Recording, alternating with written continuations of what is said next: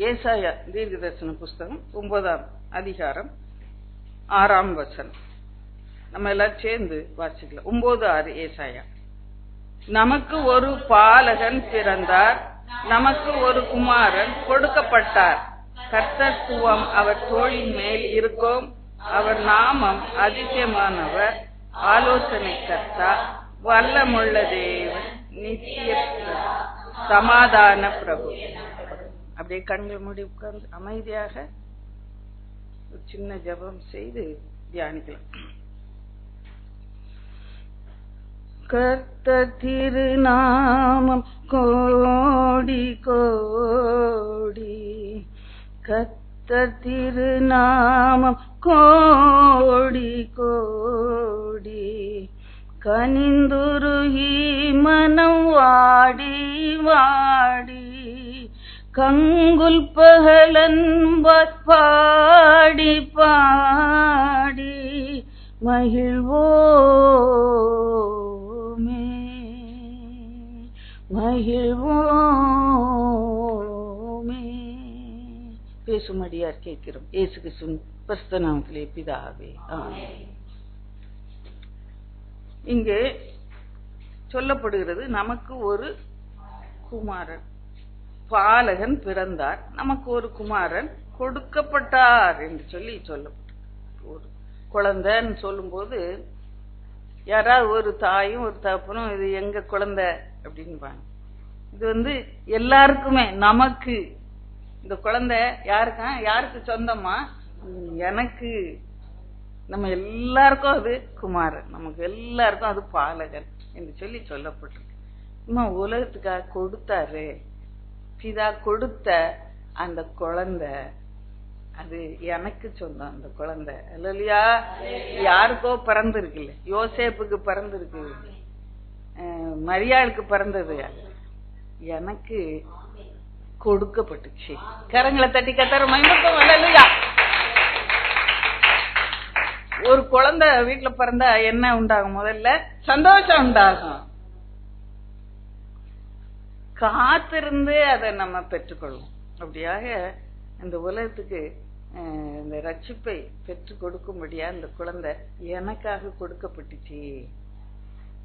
ஒருவர் காணக்கூடாத தேவன், மகிமை சேரக்கூடாத ஒளியிலே வாசம் பண்ணுகிற தேவன், மனுஷன் ஒருவனும் கண்டிராதவன், காணக்கூடாதவன், அத்தனை பெரிய மகிமை உள்ள மகத்துவம் நிறைந்த அந்த தேவன் எல்லாரும் காணும்படியாக அவர் சின்ன குழந்தை போல வந்தாரு.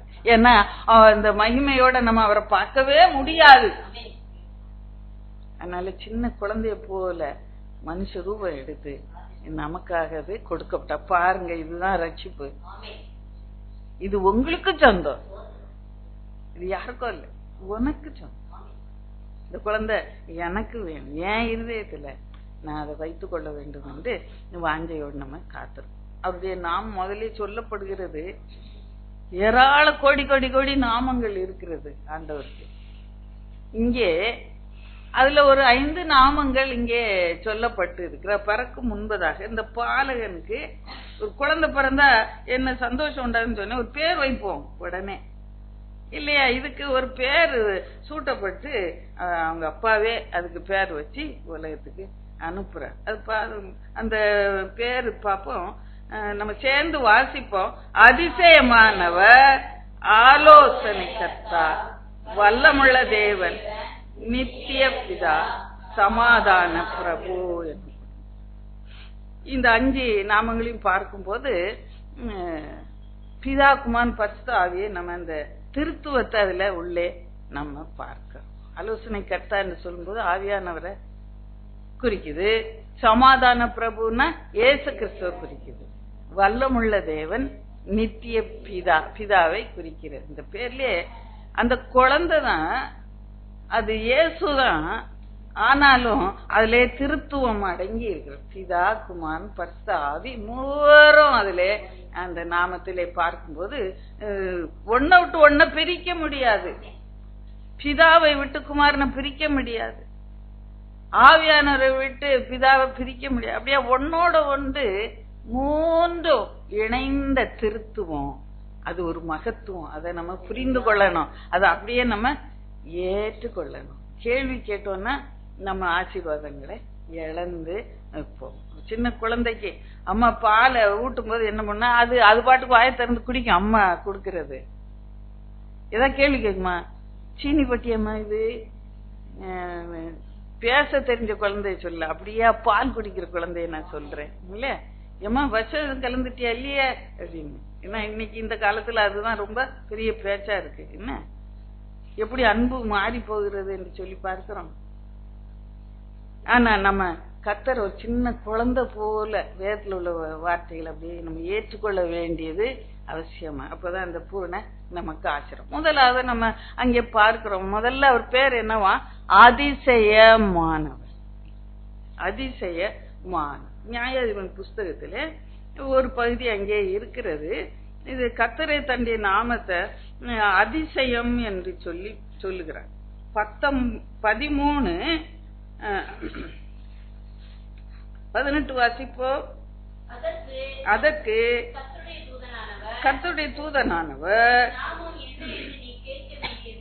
என் நாமம் என்ன என்று நீ கேட்க வேண்டியது என்ன? அது அதிசயம் என்று சொல்லி. இந்த மனோவாக்கும் அந்த குழந்தை பிறக்க போகுதுன்னு தூதன் சொல்லிட்டு போறான். அப்போ கேக்குறான், யாரு நீ? தேவன் மாதிரி தெரிகிறது, உன் பேர் என்ன சொல்லு. அப்போ பேர் என்னன்னு சொன்னாரா? சொல்லல. டைரக்டா சொல்ல, இன்டைரக்டா சொல்றார். அது அதிசயம். ஏன்னா அவன் இந்த காணிக்கையை கொண்டு வருகிறான். அந்த காணிக்கைய கொண்டு சொல்லுகிறார், அந்த பாறையில ஆண்டவர் வைக்க சொல்லுகிறார். அந்த பாறையில வைக்க சொல்லுகிறார். அப்போ அந்த 20 வசனங்கள்லாம் பார்த்தா, அந்த பலிபீடத்தின் கண்மலையில போய் செலுத்துறான். அதான் பலிபீடம். அப்போ அங்க இருந்து என்ன ஏறுகிறது? ஒரு நெருப்பு ஏறுகிற, அக்னி ஜுவால ஏறுகிறது. அது மேல அவர் ஏறி போனார் என்று சொல்லி பார்க்கிறோம். அப்போ அது நாம அதிசயம் தானே. அவரால் இது செய்யக்கூடாத அதிசயமான காரியம் ஒன்றுமே இல்லை. அவங்க குப்புற விழுந்து வணங்குறாங்க என்று சொல்லி அது என் நாமம். நீயே அந்த நாமத்தை கேட்ப, அது ரொம்ப அதிசயமா விவரிக்கவே முடியாது. என் நாமத்தை விவரிச்சு புரிஞ்சுக்க, ஏன்னா அத்தனை கோடி நாமம் இருக்கு அவருக்கு அப்படி என்று சொல்லு. அதிசயம் அவரே சொல்லுகிறார், என் நாமம் அதிசயம் என்று சொல்லி சொல்லுகிறார். பாருங்க, இந்த எரேமியா 32:17-27 ஒன்னொன்னா வாசி. எரேமியா 32:17. கத்ரா ஆண்டவரே, இதோ தேவரி உம்முடைய மகாபலத்தினாலும் நீட்டப்பட்ட உம்முடைய புயத்தினாலும் வானத்தையும் பூமியும் உண்டாக்கினீர். சும்மாலே செய்யக்கூடாத அதிசயமான காரியம் ஒன்றும் இல்லை என்று சொல்லுகிறான். அப்ப எரேமியா சொல்லுகிறான். அது கர்த்தர் அவனோட பேசி 27 சொல்லுகிறார். 27 வாசிக்கிறார். அதே வசனத்தை சொல்லுகிறார். இதோ நான் மாம்சமான யாவருக்கும் தேவனாய் கர்த்தர் என்னாலே செய்யக்கூடாத அதிசயமான காரியம் ஒன்று உண்டோ என்று சொல்லி சேலஞ்ச் பண்ண.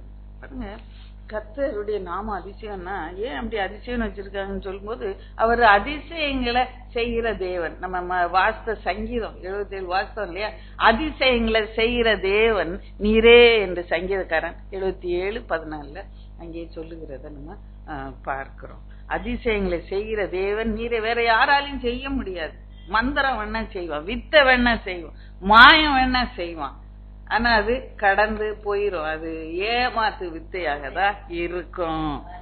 ஏமாத்து வித்தையா இருக்கும். அந்த மஜிஷியன்ஸ் எல்லாம் சில நேரம் அதை பண்ணுவாங்க, அதுக்கு பிறகு எப்படி பண்ணுவாங்க செஞ்சு காட்டுவாங்க. சில ப்ரோக்ராம்ஸ்ல பாத்தீங்கன்னா சும்மா பை மாதிரி இருந்தா அதுல இன்னொரு பை இருக்கும். இந்த பையில முதல்ல இல்லையேன்னு இப்படி குலுக்கி காட்டுவான், ஒண்ணும் இல்ல. அப்புறமா என்ன பண்ணுவான், திரும்பவும் குலுக்கி காட்டுவான், அதுல இருந்து ஒரு மயல் ஓடும் குதிச்சு. எப்படி ஓடிச்சேன்? அப்ப அவன் கடைசியில காட்டுவான், பாருங்க இன்னொரு பை உள்ள இருக்கு பாருங்க, இதுக்குள்ளதான் இது நின்னுச்சு இந்த முயலு. முதல்ல நான் அதை வெளியே விடல, 2 பையும் பிடிச்சுக்கிட்டு போட்டேன். அதுக்கப்புறம் என்ன பண்ணுச்சு, நீங்க பாக்குறதுக்காக அதை இப்ப உதறி காட்டுறேன் பாருங்க அப்படின்னு சொல்லி. அப்ப மற்ற உலகத்துல யாருமே அதிசயத்தை செய்யவே முடியாது.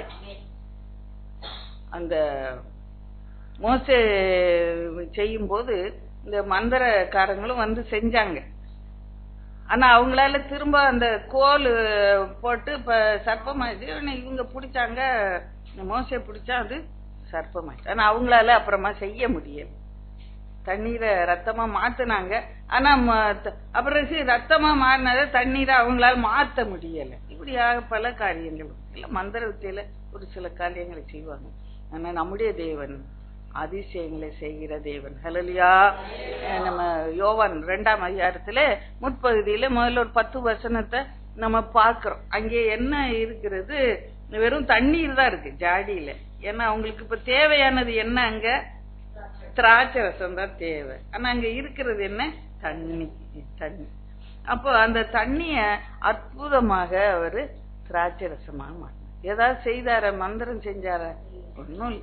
வேலைக்கார கூட்டு தண்ணீரை ரொப்புங்க, நாங்க ரொப்பி வச்சாங்க அந்த வேலைக்காரர். அப்புறமா அதை தொட்டு என்னமா இப்படி எல்லாம் மாயம் பண்ணாரா? இன்னும் ஒண்ணும் பண்ணல. எனக்கே ஊத்துனாரா? அதுக்குள்ள சர்க்கரையை போட்டு கலர்லாம் போட்டு ஜூஸ் எல்லாம் இல்ல, ஒண்ணுமே இல்ல. பக்கத்துல அப்படியே நின்னுட்டு தான் இருந்தாரு. போய் மொண்டு ஊத்துங்கன்னாரு. அப்படியே திராட்சை ரசமா. ஹல்லேலூயா. கரங்களை தட்டி கத்தரை மயன்பட்டோம். அத அந்த ஆங்கில போயட்ரி எழுதுறவங்க, செய்யுள் எழுதுறவங்க ஒரு ஃபேமஸ் ஒரு செய்யுள் கீட்ஸ் என்று சொல்லி, நான் காலேஜ்ல படிக்கும்போது நினைவு வருகிற இந்த சம்பவம். அவர் வந்து சொன்ன அதை வந்து கவிதையா எழுதி இருக்கிறார். இந்த அற்புதத்தை, இந்த wine saw the Lord and blushed என்று சொல்லி போட்டிருக்கிறார். எப்படி ஒரு கண்ணா செவந்துரும், சில நேரம் கோவம் வந்தா வந்துரும், வெக்கம் வந்தா வந்துரும், ஒரு பெண்ணுக்கு கண்ணா செவந்துரும். அது போல இந்த ராஜரசம், அந்த தண்ணி சிருஷ்டிகரை பார்த்துட்டான். பார்த்த உடனே அது ஒரே சந்தோஷமா வந்துருச்சான். உடனே இந்த wine saw the Lord and blushed, அப்படியே சோப்பு அப்படியே மாறிட்டு இனிப்பா மாறிட்டு இருந்துச்சு. அல்லேலூயா. கரங்களை தட்டி கத்தரை மயன்படுத்தும். அல்லேலூயா. அல்லேலூயா. அதிசயங்களை செய்கிற தேவன். இந்த ஒரு நிமிஷம் கண்களை மூடி உங்க வாழ்க்கையில ஏதாவது அதிசயம் வேணும்னா கேளுங்க. நம்ம முடிவுல அதிக நேரம் ஜெபிக்க சமயம் இல்லைனாலும் இப்போ உங்க வாழ்க்கையில ஏதாவது ஒரு அற்புதம் வேணும்னா, இது அற்புதமா வேணும் ஆண்டவருக்கு. என்ன, அவர் அதிசயமானவர்.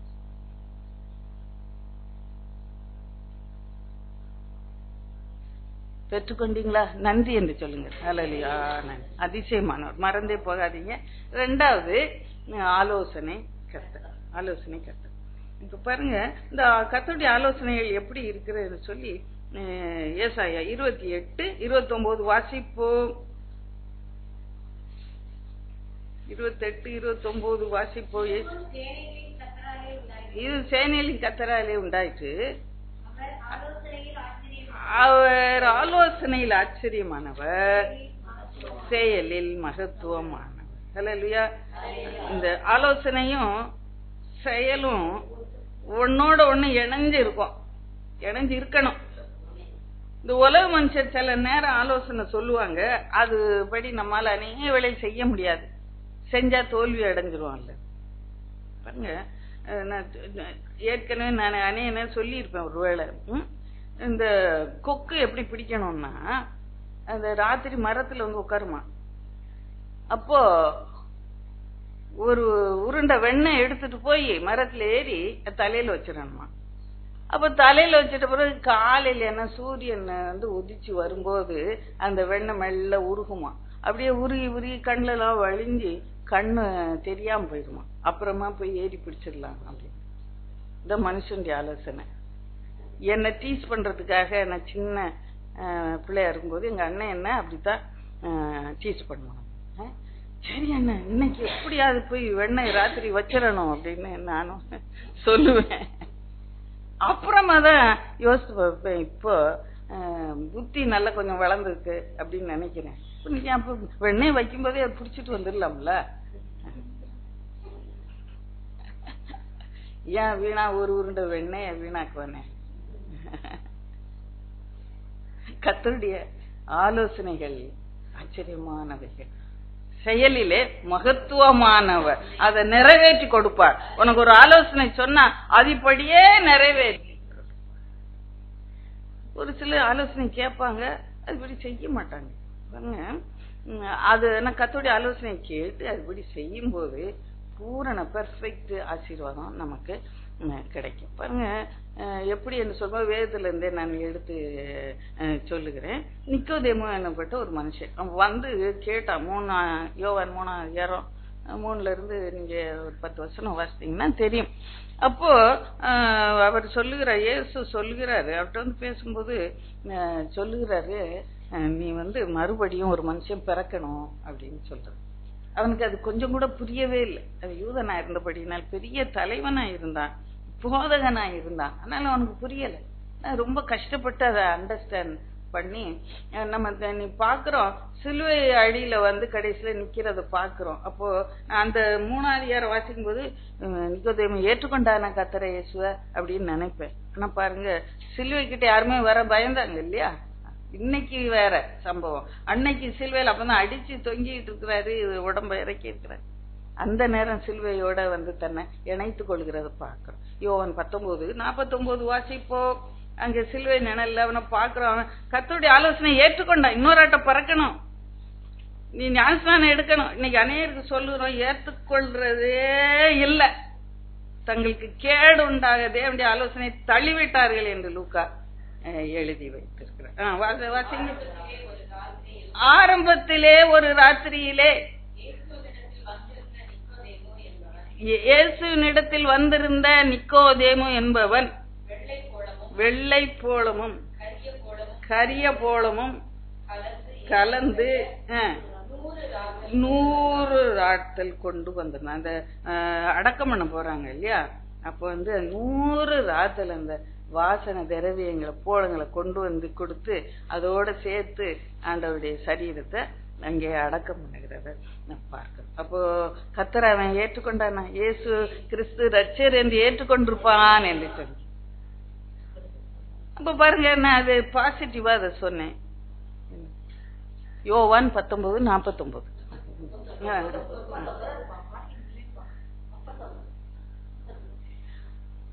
அப்புறமா இன்னொரு வாலிப சகோதரனை நம்ம பார்க்கிறோம். அவன் என்ன பண்ணுகிறான்? ரொம்ப ஐஸ்வர்யம் உள்ளவனா இருந்தான். வருகிறான். அது மார்க்கு 10 இருக்கிறது. ஐஸ்வர்யம் உள்ள வாலிபன் ஆண்டவர்கிட்ட ஓடி வந்து முழங்கால் போட்டு, போதகரே, நான் நித்திய ஜீவன சுதந்திரத்துக்கு நான் எல்லாம் நல்ல காரியம் செய்ய வேண்டும் சொல்லி கேட்கிறான். அப்போ கேட்கும்போது ஆண்டவர், நீ கற்பனைகளுக்கு அவன்கிட்ட ஸ்லோவா ஸ்டெப் பை ஸ்டெப் அப்படி போறாரு. எடுத்த உடனே எல்லாத்தையும் வித்துட்டு வர்றாரு இல்ல, ஸ்டெப் பை ஸ்டெப்பா. நம்மளும் ஆண்டவருக்குள்ள சில நேரம் வரும்போது ஸ்டெப் பை ஸ்டெப்பா தான் வர்றோம், ஒவ்வொரு அடியா தான் வர்றோம் இல்லையா? டபார்னு வர முடியல சில நேரம் சிலருக்கு. இங்க பார்க்கிறோம், இந்த நிம்மல கற்பனைகளை கைக்கொள் அப்படின்னு. அப்போ என்ன கற்பனைகள் போது ஆண்டவர் சொல்லுகிறார், கொலை செய்யாத, இச்சியாத, விபச்சாரம் பண்ணாத. அப்போ அவன் சொல்ல, சின்ன வயசு முதல்ல நான் கை கொண்டு வந்தேன் ஆண்டவரே என்று சொல்லி சொல்லுகிறார். அப்புறமா அவர் இயேசு அப்புறமா என்ன சொன்னாரு? அவர் ரொம்ப ஐஸ்வர்யம் உள்ளவன் ஆண்டவர் தெரியும். என்ன தெரியுமா தெரியாது ஆண்டவர் இயேசு? அப்ப சொல்லுகிறேன், நீ எல்லாத்தையும் வித்து தரித்திரக்கு கொடுத்துட்டு அப்புறமா என்ன பின்பற்றிவான். அந்த ஆலோசனை ஏற்றுக்கொண்டான். அவனால ஏற்றுக்கொள்ள முடியல. அவனால திரளான ஐஸ்வர்யம் இருந்தது. திரளான ஐஸ்வர்யம் இருந்தாலும் ஆண்டவருக்கு தெரியுது இவன் ஐஸ்வர்யத்தின் மேல நம்பிக்கை வைத்திருக்கிறான். 24ஆம் வசனம் என்று சொல்லி, திரளான ஐஸ்வர்யம் இருந்தபடினாலே அவன் மன துக்கத்தோடு வருத்தத்தோடு அப்படியே திரும்பி போயிட்டான். வெளியில நம்ம கத்துட்ட வந்தா ஓட்டாண்டி மாதிரி இருக்கணும், அழுக்கு வசரத்தை உடுத்திக்கிட்டு கிழிஞ்ச உடுப்பெல்லாம் போட்டுக்கிட்டு தான் ஊழியம் செய்யணும். அப்படி எல்லாம் இல்லவே இல்லை, வேதத்துல அப்படி சொல்ல. ஏன்னா அவர் ஆபிரகாமை குறித்து சொல்லும்போது ஆதியாகமம் 13:1 ஆபிரகாமுக்கு என்ன இருந்துச்சான்? ஆடுகளும் மாடுகளும் திரளான வெள்ளியும் பொன்னுமான ஐஸ்வர்யவானாயிருந்தான் என்று சொல்லி சொல்லப்பட்டிருக்கு. அப்ப இதெல்லாம் யாரு கொடுத்தா? ஆண்டவர் தான் கொடுத்தாரு. அவன் சொல்லுறான், என்ன ஆண்டவர் ஐஸ்வர்யவான் ஆக்கினார் என்று 14ஆம் அதிகாரத்துல சொல்லுகிறார். அந்த யுத்தம் உடையிற வேற யாருடைய ஐஸ்வர்யத்தை நான் வாங்குவதில்லை, எனக்கு போதும்.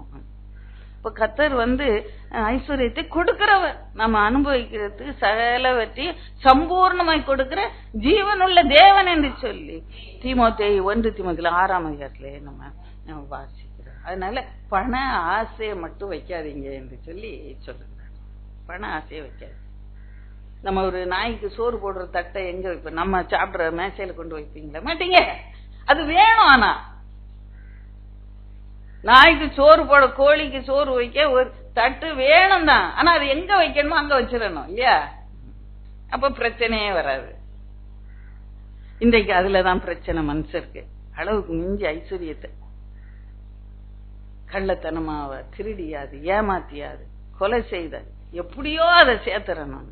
அப்படியே நீ கர்த்தர் மேல் நம்பிக்கை வைத்து வாழும்போது அனுபவிக்க சகல வித நன்மை சம்பூர்ணமாய் கொடுக்கிற ஜீவனுள்ள தேவன் என்று சொல்லி சொல்லப்பட்ட ஆலோசனை கர்த்தர். இப்ப இந்த மனுஷனால கர்த்தர் சொன்ன ஆலோசனையை ஏற்றுக்கொள்ள முடியும். நம்ம இன்னைக்கு எப்படி இருக்கிறோம்? ஆலோசனை கொடுக்கிறார்.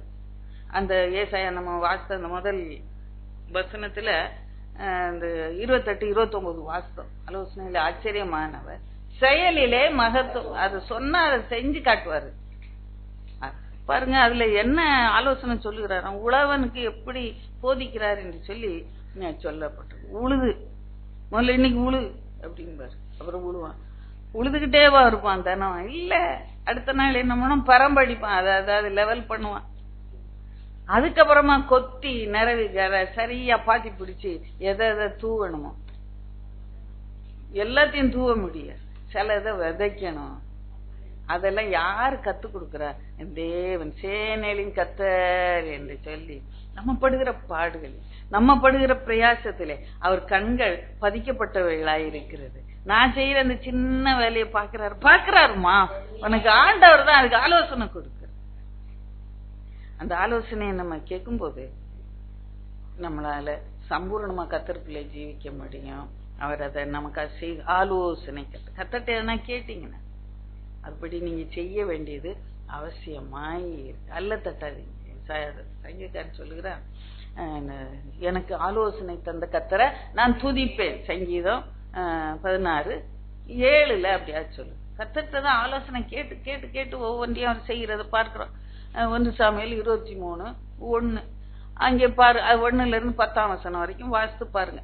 அங்கே அவன் துரத்தப்பட்டவனாக, சவுல் ராஜாவாலே விரட்டப்பட்டவனா ஒளிப்பிலே இருக்கிறான், ஒளிந்து கொண்டு இருக்கான், வனாந்தரத்திலே இருக்கிறான். அப்பொழுது அந்த தேசத்து மனுஷர் யாவேஸ் என்று அந்த தேசத்து மனுஷர் என்ன பண்றாங்க? கொள்ள அடிக்கப்படுறாங்க. அமலேக்கியர் கொள்ள அடிச்சுக்கிட்டே இருக்காங்க, பெலிஸ்தர் கொள்ள அடிச்சுக்கிட்டே இருக்காங்க. அப்போ தாவீது ராஜா சொல்லுகிறார், நான் அங்க போய் அந்த ஜனங்களுக்கு உதவி செய்வா, யுத்தம் செய்து அவங்கள மீட்டு விடவா, சத்துரு மடங்கடிக்கவா என்று சொல்லி தானா அவன் போகல, ஆண்டவர்கிட்ட ஆலோசனை கேட்டான். அந்த நீங்க வீட்டுல போய் இந்த 23ஆம் அதிகாரத்தை வாசிச்சு பாருங்க. கேகிலா என்ற பட்டணத்திலே உள்ளவன்.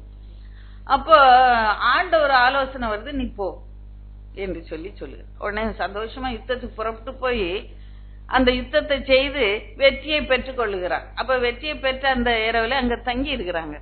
அப்போ அவனுக்கு ஒரு செய்தி வருது, சவுல் ராஜா என்ன புறப்பட்டு வர்றான். ஏன்னா இது ஒரு பெரிய பட்டணம், தாழ்பால் கோட்டை எல்லாம் போட்டு இரும்பு கதவுகள் எல்லாம் போட்டு அடைக்கப்பட்டு. அப்போ தாவீது இந்த பட்டணத்துக்குள்ளே மாட்டிக்கொண்டா, நான் போய் இப்போ அவன் அப்படியே பிடிச்சி இழுத்துட்டு வந்துருவேன், கொன்னு போட்டுருவேன் என்று புறப்பட்டு வர்றான் சேனையோட என்று சொல்லி அவனுக்கு செய்தி வந்தது. அப்போ இவனுக்கு நம்பவே முடியல, இந்த பட்டணத்தார் என்ன ஒப்பு கொடுப்பாங்களா அவங்ககிட்ட, என்ன பூட்டி. அப்போ ஆண்டவர் சொல்லுறா, இல்ல ஒப்பு கொடுப்பாங்க, நீ எழுந்து ஓடு என்று சொல்லி. கர்த்தர்ட்ட ஜீவன் தப்புன்னா அவர்கிட்ட ஆலோசனை கேட்கணும் இல்லையா? இந்த வாழ்க்கையில நீங்க சாட்சியா வாழணும்னா ஒரு சின்ன காரியத்தையும் ஆண்டவர்கிட்ட ஆலோசனை கேட்டு நீங்க செய்யுங்க. அப்பொழுது உங்க வாழ்க்கையில இடறலே இருக்காது. நிச்சயமாக என்னுடைய அனுபவம், நான் சின்ன காரியம் தான் என் கைக்கு வரும். இன்னைக்கு என்ன சமைக்கணும், இன்னைக்கு என்ன உடுத்தணும், இன்னைக்கு என்ன கடையில போன என்ன வாங்கணும், கிறிஸ்துமஸ் வருது, பேராசப்பட்டு வாங்கக்கூடாது, நமக்கு என்ன தகுதியோ, கர்த்தர் எனக்குன்னு என்ன வச்சிருக்கிறாரு, அதான் அப்ப கர்த்தர்ட்ட ஆலோசனை நானு கேட்பேன். என் கைக்கு ஒரு சின்ன காரியங்களிலே நான் கர்த்தர்ட்ட ஆலோசனை கேட்பேன். என்னுடைய வேலை எல்லாம் எளிதா முடிஞ்சிடும். சீக்கிரம் முடிஞ்சிடும், நேர்த்தியா முடிஞ்சிடும். என்னுடைய சமையல் வேலை நேர்த்தியா முடிஞ்சிடும். இல்லையா? சின்ன காரியத்துக்கு அவர்கிட்ட ஆலோசனை. ஒரு அக்கா உண்டு தெரியும், அவங்க என்ன பண்ணாங்க, சமையல் ரூம்ல 11 மணிக்கு நுழைவாங்க. நுழைஞ்சு இப்படி செஞ்சு இப்படி பார்த்து வந்து என்ன குழம்பு வைக்க, என்ன குழம்பு. ஜபத்துக்கு வர முடியுமா? அப்படி எல்லாம் இருந்தா வேதத்தை எடுத்து வாசிக்க முடியுமா? இல்லவே. கர்த்தர்ட்ட ஆலோசனை கேளுங்க.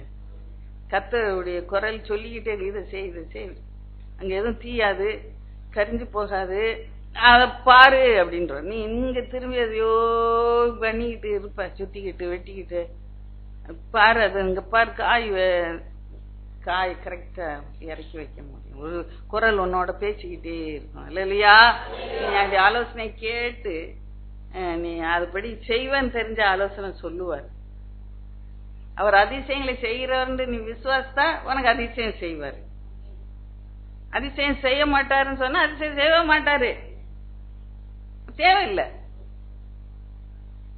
அப்படி ஆலோசனையை நீ கேட்டு நீ அதுபடி செய்வேன்னு சொன்னா உனக்கு சொல்லுவாரு ஆலோசனை, இல்ல சொல்ல மாட்டேன். சின்ன குரலை கூட நீங்க அவமதிக்காதீங்க. கர்த்தருடைய குரல் உங்க வாழ்க்கையை நிரப்பட்டும். ஆலோசனை கர்த்தராக அப்ப பாருங்க, இந்த தாவீது ராஜா இந்த கேகிலா பட்டணத்துக்குள்ளே அடைக்கப்பட்டு இருக்கிறான். அவனுக்கு நம்ப முடியல, நான் இந்த ஜனங்களுக்கு உதவி செஞ்சேன், இவங்க என்ன ஒப்பு கொடுத்துருவாங்களா? சவுல் ராஜா வர்றான், ஆண்டவர் சொல்ற ஆமா ஒப்பு கொடுப்போம், எழுந்து ஓடு அப்படின்ட்டு உடனே எந்திரிச்சு ஓடுனான். அப்போ இந்த சவுல் ராஜா வந்து ஏமாந்து போயிட்டான். இவன் தப்பித்து கொண்டான். பாருங்க, எனக்கு ஆலோசனை தந்த கர்த்தரை துதிப்பேன் என்று சொல்லி அவனால சங்கீதம் பாட முடியும். ஆலோசனை கர்த்தராய் அவர் இருக்கிறார். அல்லேலூயா. அப்ப பாருங்க, மூணாவது பேர் என்ன சொல்லுங்க பாக்கலாம். அதிசயமான ஆலோசனை கர்த்தா, வல்லமுள்ள. அது இயேசு ஜீவித்த போது வல்லமை அவர்கிட்ட இருந்து புறப்பட்டு போறத ஜனங்கள் அறிந்து எப்படியாவது தொடணும்னு சுத்தி வந்து அவரை தொட்டினாங்க. பாருங்க, பெரும்பாடு உள்ள ஸ்திரீ, எத்தனையோ வைத்தியர் அவளை பார்த்தாங்க, பணத்தை புடுங்கிக்கிட்டாங்க, ஆனா சுகத்தை கொடுக்கவே முடியும். பாருங்க, ஏன்னா கர்த்தர்ட்ட வல்லமை இருந்ததுனால அவ ஒருத்தருக்கும் தெரியக்கூடாது என்று சொல்லி, தான் பிரச்சனை ஒருத்தருக்கும் தெரியக்கூடாது என்று சொல்லி இங்க இயேசு பின்னால் வந்து அந்த வஸ்திரத்தை தொட்டாங்க. 12 வருஷம் பெரும்பாடு உடனே நின்னுச்சு. எப்படி நின்னுச்சு என்று சொல்லி பார்க்கும்போது ஆண்டவர் பார்க்கிறார், யார் என்ன தொட்டான்னு கேக்குற. அப்ப சீஷர் சிரிக்கிறாங்க, இவ்வளோ கூட்டம் இருக்கு, இதுல போய் யார் தொட்டான்னு கேக்குறீரே, உனக்கு அத மட்டும் கேட்கல அவங்க.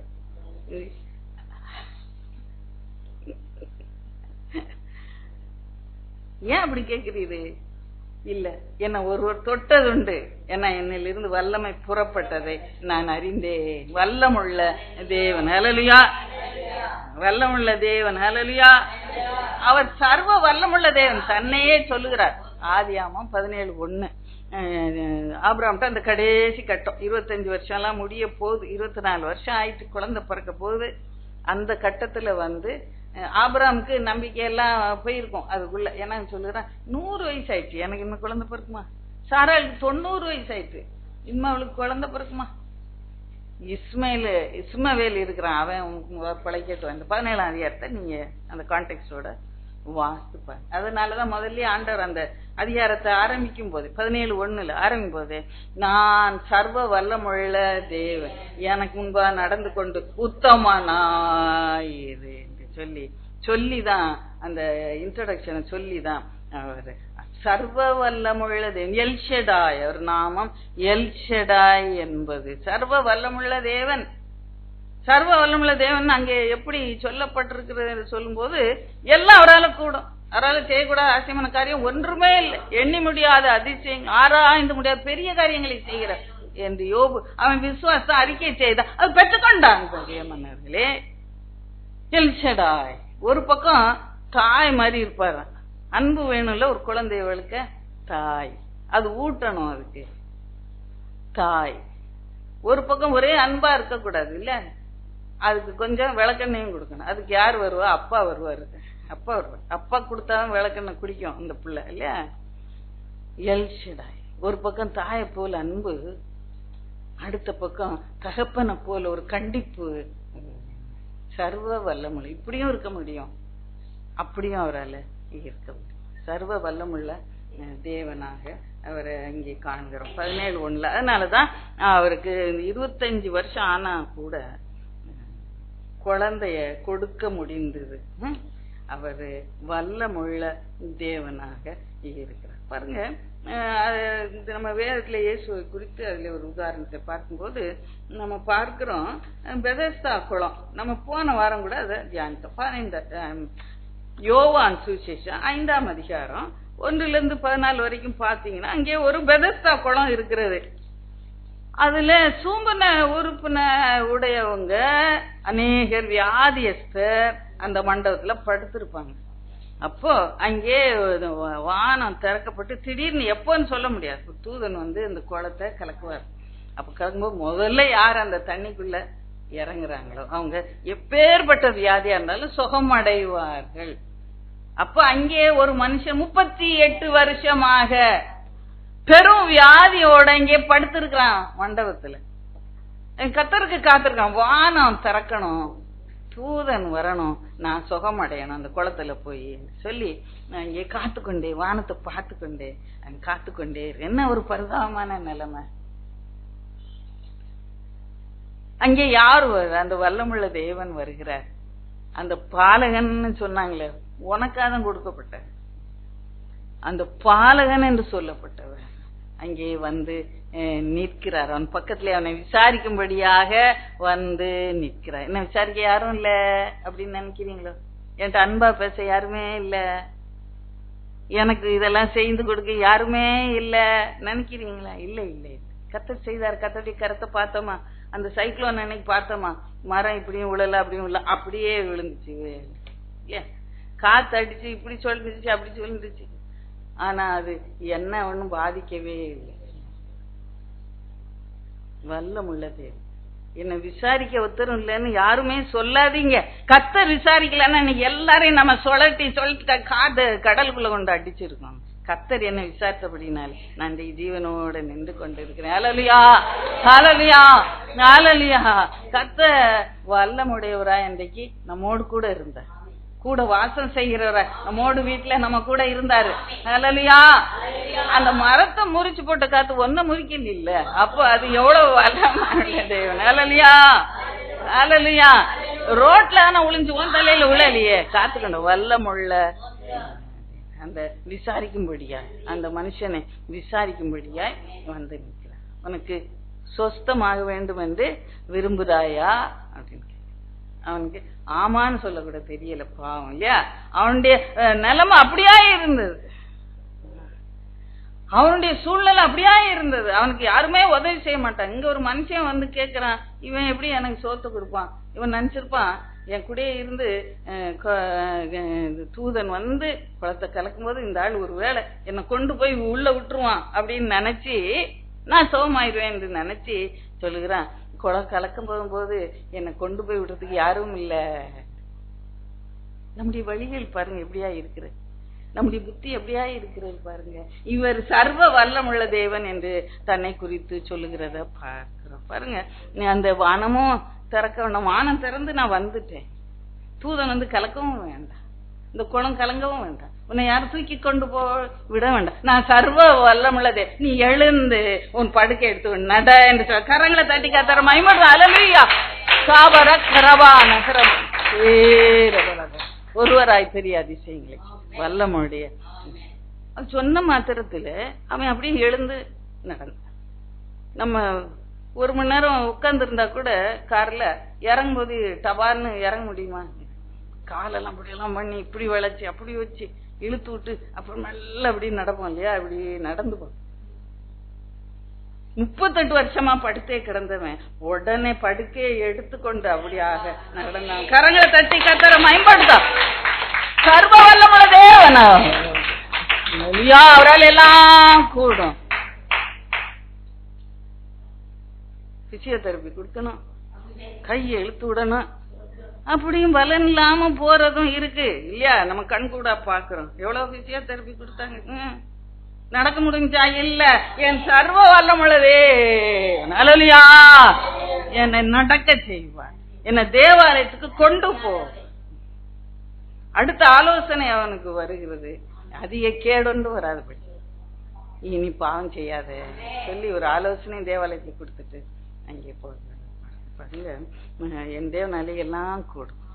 நம்ம அப்படியே ஒரு நிமிஷம் கண்களை மூடி உங்க வாழ்க்கையில என்னது நகலாம இருக்குதோ அது கர்த்தர் இப்ப நாட்டி போடும்படியா சர்வ வல்லமுள்ளதே ஒரு நிமிஷம் அப்படியே செய்வீங்க. என் கூட ஒரு குடும்பத்துல ஒரு குடும்பம் என் கூட பேசாமலே இருந்தாங்க. எங்க இனத்தார் ரொம்ப நாள் ஒண்ணும் இல்லாத ஒரு சின்ன பிரச்சனையே இல்ல, அவங்களா பிரச்சனையை சொல்லி அவங்களா சண்டை போட்டு அவங்களா பேசாம எங்க வீட்டுக்கு வராம இருந்தோம். நான் கண்ணீரோட இங்க வந்து வெள்ளிக்கிழமை ஒவ்வொரு நாள் இங்க வந்து உட்காரும் போது சொல்லுவேன், ஆண்டவரே நான் இன்னும் துக்கத்தோடு தானே இருக்கேன், நான் செய்யாத குற்றத்தை நான் சொல்லாத வார்த்தையை என் மேல குற்றப்படுத்துறேன். என்னைக்கு என் இருதயத்துல இந்த கசப்பு மாறும் கேட்டுக்கிட்டே உட்காரன் ஒவ்வொரு வெள்ளிக்கிழமை. கர்த்தர் அதிசயங்களை செய்கிற தேவன், அல்லேலூயா, வல்லமுள்ள தேவன், அல்லேலூயா. அவர் என்ன செய்தார் கடந்த நாளிலே? அவங்க வீட்டுக்கு வரவும் ஒண்ணுமே நடக்காத மாதிரி எல்லாம் பேசவும், நானும் பழைய இத குத்தி கிளறல. அது ஒண்ணு நீங்க எப்போ நினைச்சுக்கணும், பழைய காரியங்களை குத்தி கிளறிக்கிட்டே இருந்த பல்ல எவ்வளவுதான் நீங்க பல்ல தேய்ச்சிட்டு வாங்க, திரும்ப குத்தனா என்னென்ன ஊத்த நாத்தம் தான் அடிக்கும் இல்லையா? பழச மட்டும் கிளறவே செய்ய, புதிய காரியத்தை கர்த்தர் செய்வார். பின்னானவளை மறந்து புதிய காரியத்தை செய்வார், புதிய காரியத்தை செய்வார். அவன் என்ன சண்டை போட்டாள், என்ன விரட்டினாள், என்ன இப்படி சொன்னாள், சொல்லாதீங்க பிளீஸ், சொல்லாதீங்க. கர்த்தர் புதிய காரியத்தை உங்க வாழ்க்கையில செய்யணும்னா பின்னானவளை மறந்து விடுங்க. அவர் சர்வ வல்லமுள்ளதே, மலைகளை உனக்காக புரட்டி போடு. ஏதாவது அப்படி மலை புரளணும்னு இன்னைக்கு அந்த சர்வ வல்லமுள்ளதே கேளுங்க, உங்களுக்கு நிறைவேற்று. அதிசயமானவர், ஆலோசனைக்கத்த வல்லமுள்ள கேட்டீங்களா? ஆமென். கர்த்தர் கட்டளை. அடுத்த பேர் சொல்லுங்க பார்க்கலாம். நித்திய பிதா. முதல்ல இருந்து சொல்லுங்க. அதிசயமானவர், நித்திய பிதா. நித்திய பிதா அவர் நாமம் என்னவா? நித்திய பிதா. நித்திய பிதா. நமக்கு எல்லாருக்கும் தகப்பன் உண்டு, ஆனா எல்லாரும் போய் பிதா பிதா நான் சொல்லுவோம் இல்ல, அப்பான்னு தான் சொல்லுவோம் இல்லையா? பிதா என்று சொல்லும் போது இது மேலான ஒரு டிவைன் நேச்சர் அப்படிங்க பிதா. வேற யாரையும் பிதான்னே சொல்ல முடியாது இல்லையா? நம்ம தேவன் ஒருவரை தான் சொல்லுவோம். அது நித்திய பிதா. என்னன்னைக்கு இருக்கு. எங்க அப்பா இருந்தாங்க, உண்மைதான். எங்க அப்பா இருக்க வரைக்கும் நல்லா இருந்துச்சு, சந்தோஷமா இருந்துச்சு. நஞ்ச நேரம் போவேன், நஞ்ச நேரம் வருவேன். காலி பையா கொண்டு போய் ஃபுல்லா அடைச்சிக்கிட்டு வருவேன். இப்ப இன்னைக்கு இல்ல, பை காலியாவே இருக்கு. நித்திய பிதா இவர், எந்தெந்தைக்கும் உங்களை நிரம்பி வழியே செய்கிற நித்திய பிதா. கரங்களை தட்டி கத்தர மகிமை. அல்லேலூயா, அல்லேலூயா. அதனால சோர்ந்து போக வேண்டாம், சோர்ந்து போக வேண்டாம். பாருங்க, நம்ம தேவையெல்லாம் அதிசயமாக இந்த நித்திய பிதா நம்மோடு கூட எந்தெந்தைக்கும் இருப்பார். நான் உன்னை விட்டு விலகவும் இல்லை கைவிடும் இல்லை சொன்ன எந்தெந்தும். அதனால அந்த நாமத்தை நீங்க சொல்லி ஒவ்வொரு நாளும் அவரை மகிமைப்படுத்தணும். நான் கர்த்தரை இந்த நாமங்களை சொல்லி இந்த அதிசயமான ஒரு ஆலோசனைக்கு வல்லமுள்ளதே நித்திய சமாதான பிரபு நம்முடைய நாம அதுக்கு மகிமை உண்டாதன்னு தனம் நானு காலையில அந்த ஸ்தோத்திரம் சொல்லும் போது கூட சேர்த்து அதை சொல்லிடுவேன். அப்படி சொல்லும் போது நம்முடைய வாழ்க்கையில அற்புதங்கள் நடக்கும். அப்படியா ஒரு நாள் சொல்லிக்கொண்டு இருக்கும்போது தான் கர்த்தர் வந்து இதை பேசு, என் பிள்ளைகளோட பேசு, இந்த என் நாமங்களை குறித்து நீ சொல்லு என்று சொல்லி கட்டளையிட்டவே நான் இதை வந்து நான் இன்றைக்கு பேச துணிந்தேன்.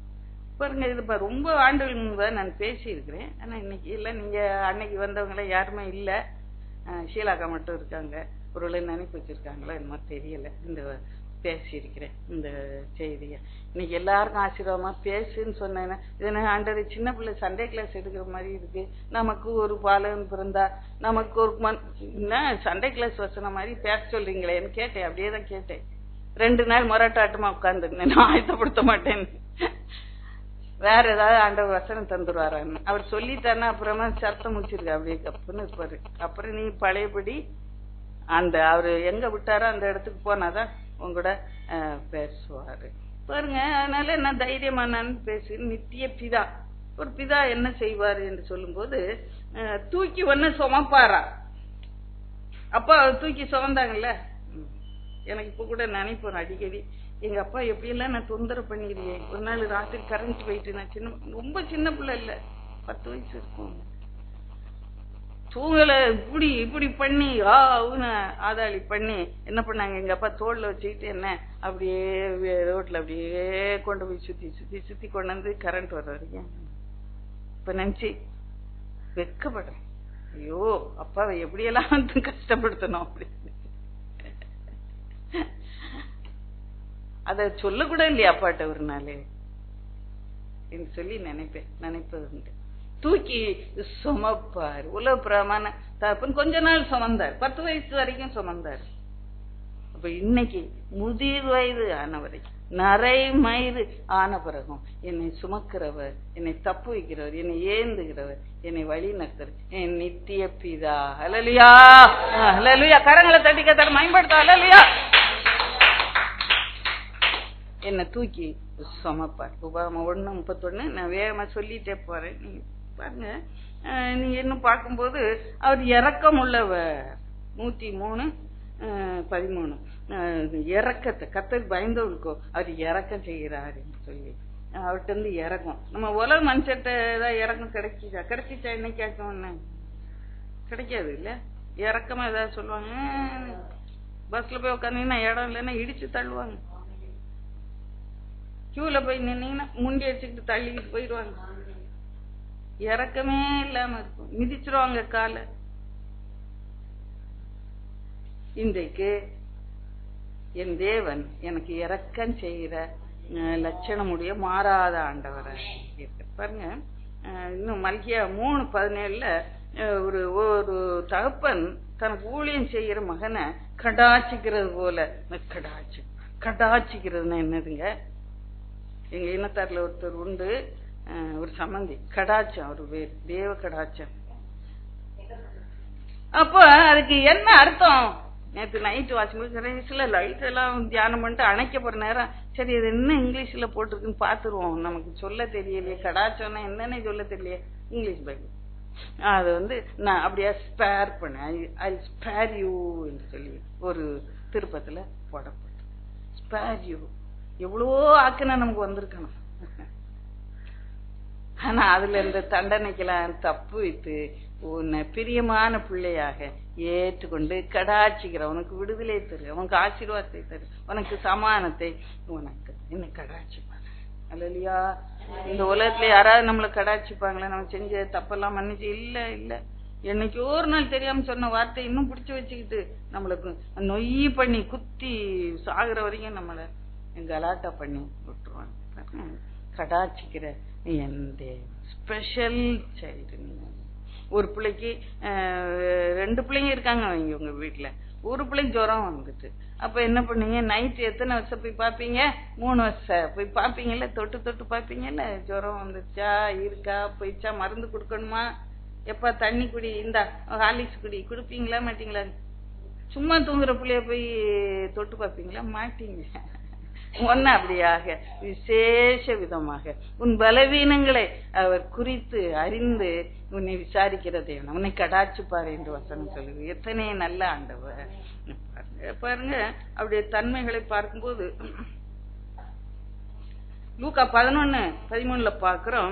பரலோக பிதா நன்மையான ஈவுகளை கொடுப்பாரு, நல்ல ஈவுகளை கிஃப்ட கொடுப்பாரு. கிஃப்ட்னு சொல்லும்போது சாதாரண அழிந்து போற பொருள் இல்லை, ஈவு என்று சொல்லும் போது அது தெய்வீக டிவைன் கிஃப்ட்ஸ். பர்த்தாவியை கொடுப்பார், நல்ல ஈவுகளை கொடுப்பார். நல்ல ஈவுகள் ஆவிக்குரிய ஈவுகளை பெற்றுக்கொள்ளும் போது நான் அன்னைக்கே நான் சொன்னேன், உலகப்பரமான ஈவுகளும் தானா இப்படி ஃபாலோ, அதை அப்படியே தொடர்ந்து நன்மையும் கிருபையும் ஒன்ன தொடரும் என்று சொல்லி, அப்படியாக இந்த தகப்பன் நித்திய பிதா என்னைக்கும் கொடுப்பாரு. எங்க அப்பா கல்யாணம் வரைக்கும் கொடுத்தாங்க, அதுக்கு பிறகு கொஞ்ச நாள் கொடுத்தாங்க, அப்ப இல்ல கொடுக்கல, நின்னு போச்சு. ஆனா என் தேவன் நித்திய பிதா ஒவ்வொரு நாளும் எனக்கு நல்ல ஈவுகளை கொடுப்பார். அதனால எங்க தகப்பன் இல்ல அப்படின்னு சொல்லிட்டு கேவலமா அழுதுகிட்டே உட்காந்துருக்காருங்க சிலர். அப்படியே எங்க அப்பா விடு, அந்த பேச்ச விடு, இன்னைக்கு விடு. எனக்கு பிதா இருக்கிற நித்திய பிதா, அவர்கிட்ட கேட்டா கொடுப்பாரா மாட்டாரு? கொடுப்பாரு. நித்திய பிதா அவர் நல்ல ஈவுகளை கொடுக்கிற தேவனாக இருக்கிறார். பாருங்க, ரோமர் 8:15 பார்க்கும்போது புத்திர சுவிகாரத்தின் ஆவி என்று சொல்கிறார். சும்மா பிச்சைக்காரனுக்கு போடுறோம் இல்லையா, ஆனா புத்திர மாதிரி உள்ள அனுபவிக்க முடியாது. என் மேசையில உட்காந்து மேசையில இருக்க எடுத்து சாப்பிட முடியுமா? முடியாது. பிள்ளைக்கு தான் அந்த அதிகாரம். அம்மா பசிக்குதுன்னா இருக்கிறதெல்லாம் எடுத்து என் மகனுக்கு நான் போடுறேன். பிச்சைக்காரன் ரோட்ல கட்ட என்ன மீதி இருந்தா காலையில இட்லி 2 கடை தூக்கி போட்டுரும். புத்திர சுவார்த்தின் ஆவி அவருடைய சுதந்திரத்துல பங்கடைகிறோம். அந்த ரோமர் 8 அப்புறம் தொடர்ந்து வாசித்து பண்ண 15, 16 பிள்ளைகளானால் நாம் சுதந்திரருமாமே. சுதந்திரம் என்ன? கிறிஸ்துவுக்கு உடன் சுதந்திரருமாமே. கிறிஸ்துவோட அதே லெவல்ல பங்கு போட்டு கொடுக்கிறாரு நித்திய பிற. எத்தனை பெரிய சலாக்கி. கரங்களை தட்டி கத்தாரு மயம்பட்டோம். அல்லேலூயா, அல்லேலூயா. கிறிஸ்துவ மூத்த குமாரனாகவும் நம்ம எல்லாம் இளைய குமாரராகவும் நம்மளை வச்சிருக்கோம். அதுக்கு ஒரு உதாரணம் மட்டும் நான் சொல்லுறேன். தகப்பனுடைய அன்பை குறித்து நித்திய பிதா லூக்கா 15 தெரியும். கெட்டகுமாரனுடைய உங்களுக்கு அந்த ஓமை உங்களுக்கு நல்லா தெரியும். அதுல நம்ம வாசிப்போம். 20ஆம் வசனம் 15, 20 லூக்கா. எழுந்து புறப்பட்டு அந்த கெட்டகுமாரன் புறப்பட்டு வருகிறான். பன்னி கூட்டத்திலிருந்து விடுதலை பெற்று வர்றான். தகப்பனிடத்தில் வந்தான். தூரத்தில் வரும்போதே தூரத்துல வரும்போது பார்த்தானா அவன் காத்துக்கிட்டு இருந்திருக்கணும் இல்லையா? என்ன நீ ஒத்துக்கொள்றீங்களா இல்லையா? அவன் வந்துட மாட்டானா? இன்னைக்காச்சும் வந்துட மாட்டானா? எத்தனை அன்பு பாருங்க என் தகப்பனுக்கு, என் நித்திய பிதாவுக்கு எத்தனை அன்பு இல்லையா? வாசிங்க. எப்படி சும்மா ஓடல, கம்ப எடுத்துக்கிட்டு ஓடல, நாய் விரட்டுறேன். மனதுருகி ஓடி கழுத்தை கட்டி கொண்டு பாருங்க, எவ்வளவு பெரிய வாம் வெல்கம் அவனுக்கு. அன்னைக்கு என்ன வரவேற்பு அவனுக்கு அதிசயமாய் கிடைச்சது என்று சொல்லி நம்ம பார்க்கிறோம். அவன் ரொம்ப சந்தேகத்தோடே வந்திருப்பான். என்னை ஏற்றுக்கொள்வாங்களா? நான் இவ்வளவு நாள் ஊதாரியா வாழ்ந்தேன், வேசிகளுக்கு போய் என் பழம் தலைச்சல், இனிமேல என்ன எங்க அப்பா ஏற்றுக்கொள்வாரா, அல்ல துரத்திடுவாரா அப்படி நினைச்சிட்டு வந்திருப்பான் மாட்டாங்க. பாருங்க, அவன் அப்படியா என்ன நீங்க எல்லாம் சொல்ற பார்த்தா அப்படி இல்லைன்னு சொல்ல மாட்டேங்க, ரெஸ்பாண்டே பண்ண மாட்டேங்க. பாருங்க, எந்திரிச்சு ஓடி கேட்டு அவனுக்கு எவ்வளவு பெரிய ஆறுதலாக இருந்திருக்கும், எவ்வளவு பெரிய ஆறுதலாக. பாருங்க, பழைய ஒரு கதை எப்படியா சொல்லுவாங்க. ஒரு பிரிசனர் ஒரு பயங்கரமான தண்டனையை அனுபவிச்சு வெளியே அன்னைக்கு ரிலீஸ் பண்றாங்க அந்த கைதிய. அவன் 10 வருஷம் செலவழிச்சுட்டு வந்தாச்சு, 10 வருஷம் தண்டனை அனுபவிச்சுட்டு வெளியே வர்றான். அப்போ வேற எங்க அவன் போவான்? வீட்டுக்கு தானே வரணும், தான் வீட்டுக்கு. அப்ப வீட்டுக்கு முதல்லயே தெரியப்படுத்துறான், நான் இன்னைக்கு ரிலீஸ் ஆகி இப்படி வர்றேன், என்ன நீங்க ஏற்றுக்கொள்வீங்களா ஏற்றுக்கொள்ள மாட்டீங்களா எனக்கு தெரியாது. ஏன்னா தண்டனை முடிஞ்சிட்டு, ஆனாலும் வீட்டார் ஏற்றுக்கொள்ளணும்ல. ஊதாரியா இருந்தா, கொலை பண்ணிருக்கான், அவனை வீட்டுக்குள்ள ஏற்றுக்கொள்வாங்களா மாட்டாங்களா தெரியாது. அப்போ அவன் ஒரு கடிதம் முதல்ல மனைவிக்கு போடுறான். நான் அந்த பஸ் வழியா அப்படியே வருவேன், இந்த கிரே ஹவுண்டுன்னு சொல்லுவாங்க யூஎஸ்ல, அது வருவேன். நம்ம ஊர்கிட்ட நிக்கும் போது அதுல ஒரு பெரிய மரம் நிக்கும் இல்ல, கிறிஸ்துமஸ். அதுல நீங்க என்ன ஏற்றுக்கொள்வீங்கன்னா ஒரு எல்லோ ரிபன் ஒன்னே கட்டி வை, என்ன அப்போ ஏற்றுக்கொண்டீங்கன்னா நினைச்சு நான் இறங்குவேன். அப்ப அந்த எல்லோ ரிபன் இல்லைன்னா நான் அப்படியே அதே பஸ்ல அப்படியே போயிடுவேன் அப்படின்னு சொல்லி கடிதம் போடுகிறான். அவன் வருகிறான் பஸ்ல, பார்த்தா அந்த மரம் முழுவதும் ஆயிரக்கணக்கான எல்லோ ரிபன்ஸ் இருந்துச்சா. கரங்களை தட்டி கத்துறேன்.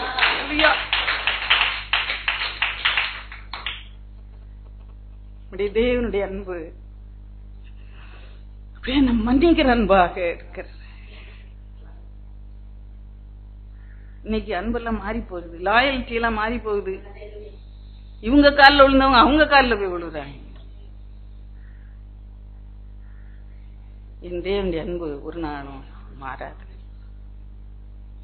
கட்டி அந்த மகனை அணைத்து கொண்டு உடனே பாக்குறான், அவன் என்னெல்லாம் இழந்து போனான், எல்லாத்தையும் கொடுக்கிறார். மோதிரத்தை கொண்டு போடுங்க, புது வஸ்திரத்தை உடுத்துங்க, கால பாதரட்சிய போடுங்க, கொளுத்த கந்த அடிப்பீங்க சொல்லி வேலைக்காரருக்கு கட்டளை. நீ எதெல்லாம் இழந்து போனாயோ நீ ஆண்டவர்ட்ட வரும்போது அதெல்லாம் திரும்ப நீ பெற்றுக்கொள்வாய். என்னுடைய அன்பு நித்திய பிதாவினுடைய அன்பாக. கரங்களை தட்டி கத்தர மயன்படுத்த அல்லையா?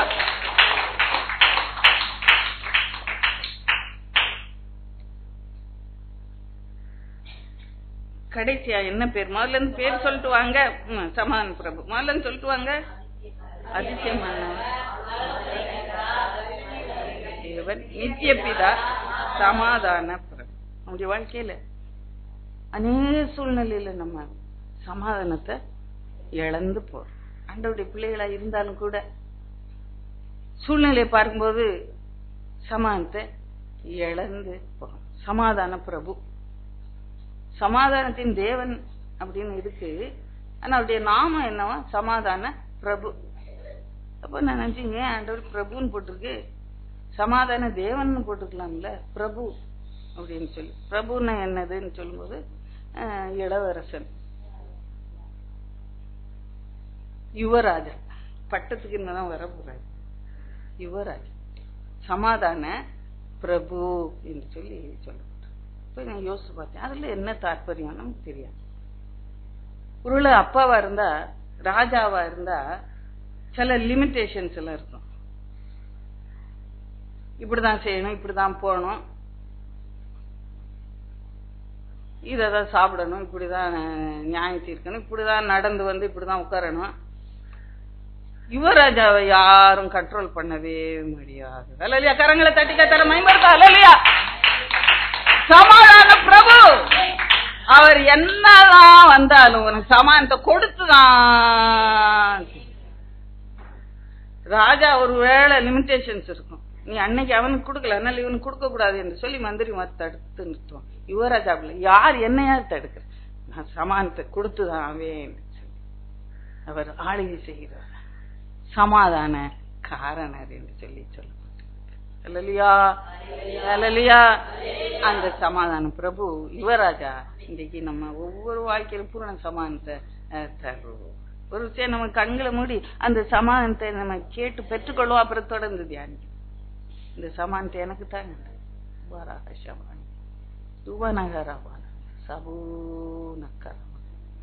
உங்க வாழ்க்கையில எந்தெந்த ஏரியால சமாதானம் இல்லையோ அது ஆண்டவருக்கு முன்னால வச்சிருங்க. இப்பொழுது இப்பொழுது இப்பொழுது கணவனுக்கு உனக்கும் சமாதானம் இல்லையா? பிள்ளைகளுக்கும் உனக்கும் சமாதானம் இல்லையா?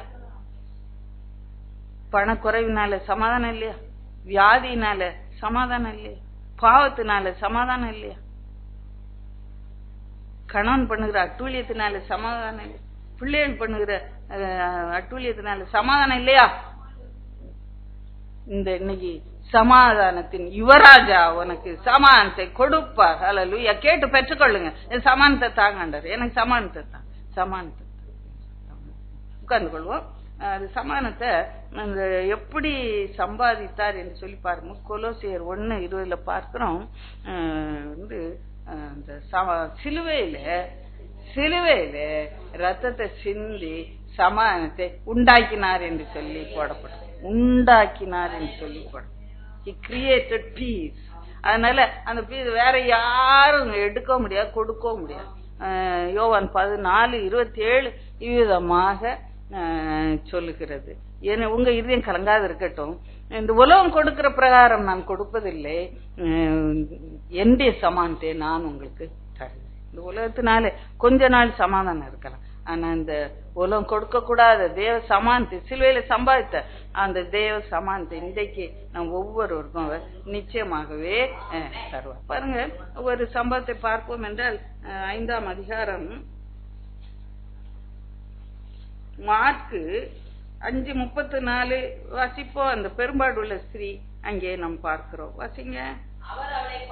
இயேசு அவளை பார்த்து, சோமான அவளை பார்த்து, மகளே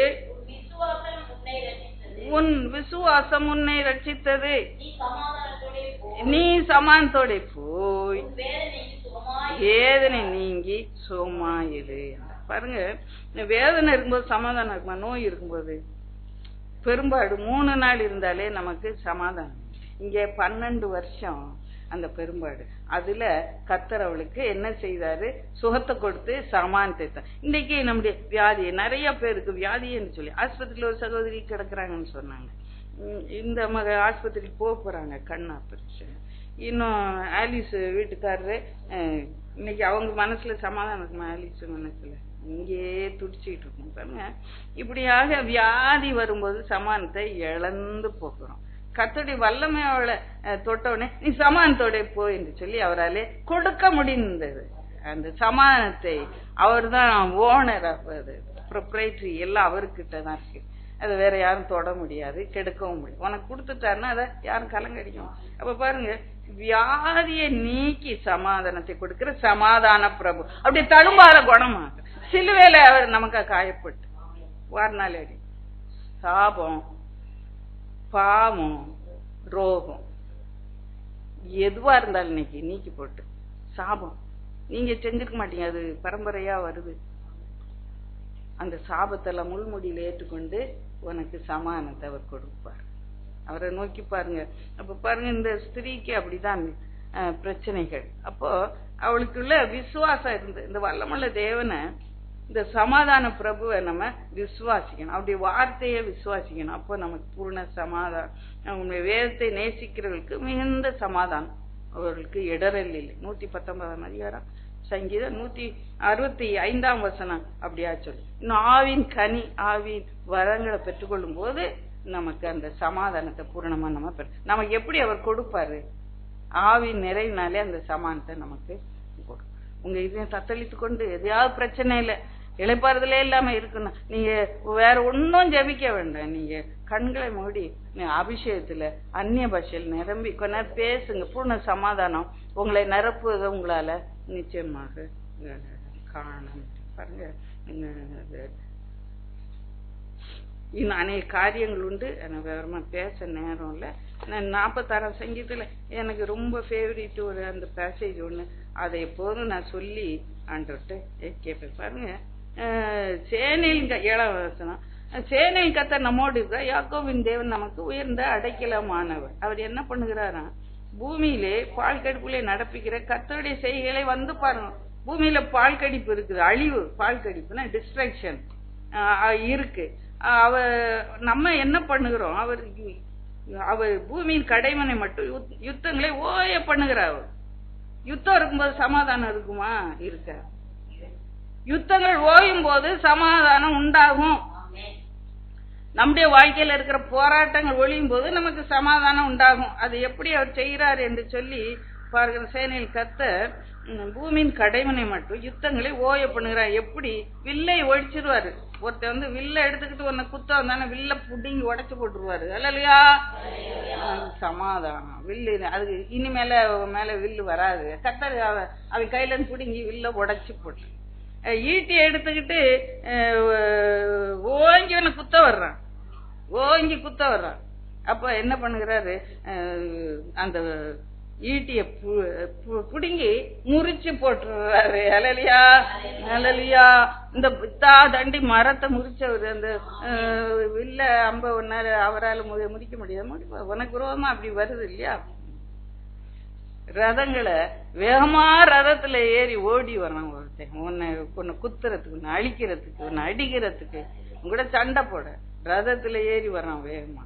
ரதங்களை நெருப்ப அனுப்பி சுட்டரித்து போடுகிறார். சமாதானம் உண்டாகிறது. அலலியா அலலியா அலலியா அலலியா. கர்த்தர் இப்படியான பூர்ண சமாதானத்தை நமக்கு தான். அதுக்காக தான் வந்த லூக்கா 2:14 வாசித்துருங்க. அப்படியே நம்ம ஜெபத்துக்குள்ள பூமியிலே சமாதானம் உண்டாகட்டும் என்று சொல்லி அங்கே சொல்லப்படுது. இன்னும் ஏராளமான காரியங்கள் உண்டு. இந்த ஒன்ன வாசித்துருங்க. உன்னதத்துல இருக்கிற தேவன் மகிமையும் பூமியில என்ன வருதான்? அந்த பாலன் கொடுக்கப்பட்டார்னு தியானிச்சோம் இல்லையா? நமக்கு ஒரு பாலன் பிறந்தார், நமக்கு ஒரு குமாரன் கொடுக்கப்பட்டார். அதனால என்ன உன்னதத்துல இருந்து இப்ப என்ன வந்தது? சமாதானம் வந்துட்டு.